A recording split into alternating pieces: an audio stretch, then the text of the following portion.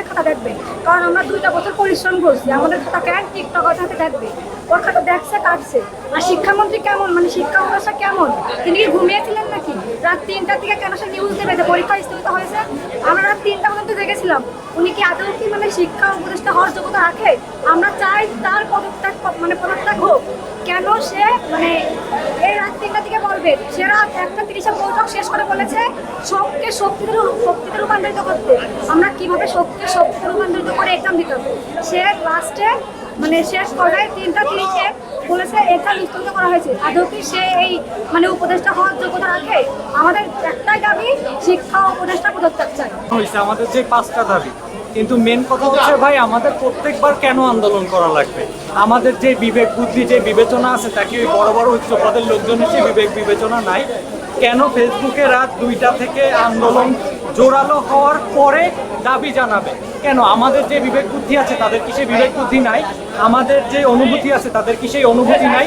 যদি আমাদের মতো ছাত্রদের এমন অনুভূতি থাকে, আমাদের মতো ছাত্রদের যদি এত বিবেক বুদ্ধি থাকে, তাহলে তারা ওই গদিতে বসার যোগ্যতা রাখে না। এই জন্য মূলত আমরা পদত্যাগ চাই। মাইলস্টোন কলেজে স্কুল অ্যান্ড কলেজে আন্দোলন করা লাগছে। মৃত্যু সংখ্যা ভুলভাল জানানো হচ্ছে, মৃত্যুপ্রাপ্ত লোকজনদের গুম করা হচ্ছে। এর কারণে আন্দোলন করছে, সেনাবাহিনী তাদের উপরে লাঠিচার্জ করছে, মারামারি করছে। আমি ঢাকা বোর্ডে আমরা সবাই যোগাযোগ করেছি, করে আমরা কিন্তু ডিসি মহোদয়দেরকে জানিয়ে দিয়েছি যে আজকের পরীক্ষা স্থগিত হবে, এবং আমি নিজেও করেছি, আমাদের কন্ট্রোলার স্যারও করেছেন। আমাদের চিঠি করতে একটু টাইম লেগেছে এই কারণে যে আমাদের কর্মকর্তা কর্মচারীরা সবাই তো দূরে দূরে রাত্রিবেলায় ঘুমেছিলেন, যেই কারণে একটু দেরি হয়েছে। তোমাদের প্রতি আমাদের যে দাবিগুলো তোমরা করেছো ওই দাবির সাথে আমরা সম্পূর্ণ একমত। এই কারণে যে একটা জনবহুল এরিয়ায় কখনো এই যে প্রশিক্ষণ বিমানের মহড়া হতে পারে না। কালার এক্সপার্ট, জর্জ স্যাপ এবং মাইল্ড অন হ্যান্ডস টেকনোলজি সমৃদ্ধ অরিক্স ক্রিস্টাল ওয়াশ আপনার এইটা হবে দূরে, লোকাল ইন্টেরিয়ারে হবে এমন জায়গা। যেমন আমরা দেখেছি যে আর্মিদের যখন থাকে, ফায়ারিং থাকে, তখন কিন্তু জনগণকে সচেতন করে দেওয়া হয় যে এখানে ফায়ারিং রেঞ্জ, ফায়ার হবে, আপনারা আসবেন না, সাধারণ চলাচল বন্ধ করে দেওয়া হয়।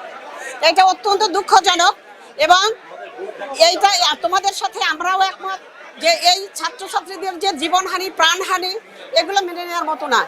সাধারণ ছাত্রছাত্রী এবং এই ফুলের মতো যে নিষ্পাপ শিশুগুলো অকালে ঝরে গেল, এই জাতির একটা বিরাট ক্ষতি। এই ক্ষতি পোষানোর মতো আসলে কোনো উপায়ও নেই, কোনো সান্ত্বনা দেওয়ার ভাষাও নেই, আমার কাছে তাই মনে হয়।